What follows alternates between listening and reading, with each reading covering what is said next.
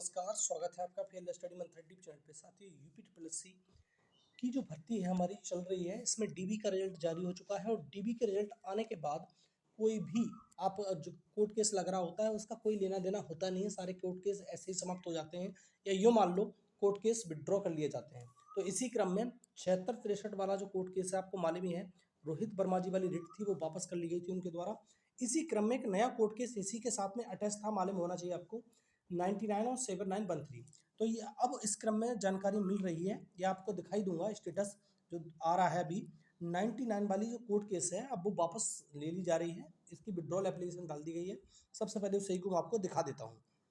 देखो साथियों, यही है तुम्हारा जो रेट थी तुम्हारी 99/2023। तो 2023 में ये रेट लगाई गई थी।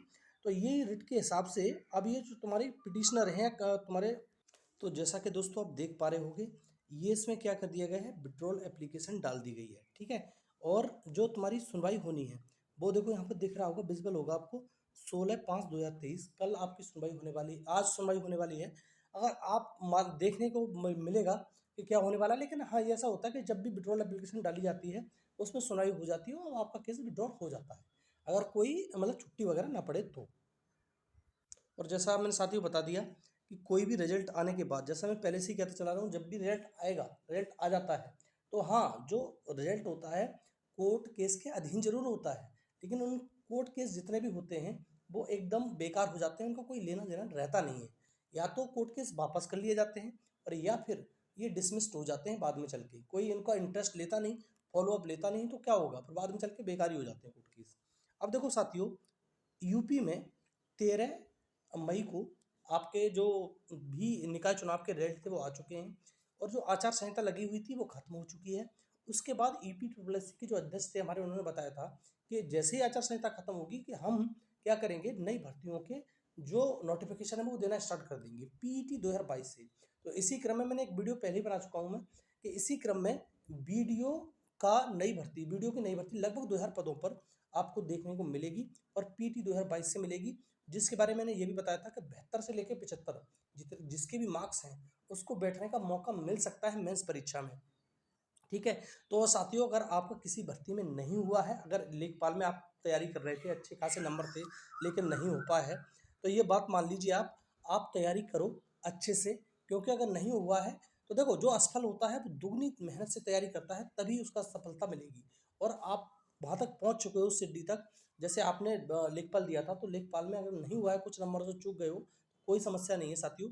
लेकिन हाँ, अब इसमें मेहनत कर लो अच्छी तरह से, और आप उसमें कैपेसिटी आपके पास है, वो बूस्ट कर लो थोड़ी सी मेहनत को आप अपना, और इसमें नौकरी पा जाओगे आप, ठीक है। निश्चित तौर पे कोई वो नहीं है, ईपी ट्रिपल एस सी की भर्तियाँ का जो पैटर्न होता है वो परीक्षा का वो एक सा ही होता है, आपको मालूम ही है, पैटर्न नहीं बदलता, उसका पैटर्न एक सा ही होता है। तो पैटर्न में कोई दिक्कत नहीं है आपके, आप में थोड़ी सी मेहनत करने की ज़रूरत है, और अभी से लग जाओ और आपका निश्चित तौर पर सिलेक्शन होगा, ठीक है। और ये हम जानते हैं, और आपके समक्ष हम रहे हैं वीडियो तुम्हारे लेखपाल में, तो आप में मेहनत करने की कैपेसिटी है, आप में अच्छा कैपेबिलिटी है, आप ले सकते हो नौकरी आराम से। अब चुपचाप होके मत बैठो कि हमारा तो हुआ ही नहीं, रोने से कुछ नहीं होता है, हाँ मेहनत करने से होता है। मेहनत करो और आपको सिलेक्शन मिल जाएगा 100%, ठीक है साथियों। तो आचार संहिता खत्म, वीडियो नई भर्ती, पहली भर्ती होगी आपकी, जिसमें आपको 72 से लेकर 75 जिसके भी जनरल में मार्क्स हैं वो लग जाओ साथी, ठीक है, अभी से। और साथियों, एक जो अपील बार बार की जा रही है आपसे और सभी लोगों के द्वारा, जहाँ तक अपील की जा रही है, कि जिसके साथी के भी कहीं भी अच्छी जॉब लग गई है या अच्छी जॉब में है, वो अभी इस समय 2000 ग्रेड पे से अच्छी जॉब में, तो वो साथी डीबी स्किप करे, क्योंकि जो साथी हैं जो मतलब लेखपाल में हैं, उनको नौकरी मिल सके जिसको नीड है।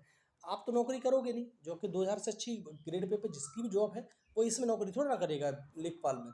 लेखपाल में तो वैसे ही अपनी सीट बिगाड़ेगा, वो दिखाने के लिए किसी को, हाँ मैंने कर लिया, मतलब देखो ये मेरे पास ये भी जॉब है, तो उसका कोई लेना देना है नहीं। आप भी जानते हो इस चीज़ के लिए, जिसके पास नीड होती है उसके लिए ज़्यादा ज़रूरत होती है।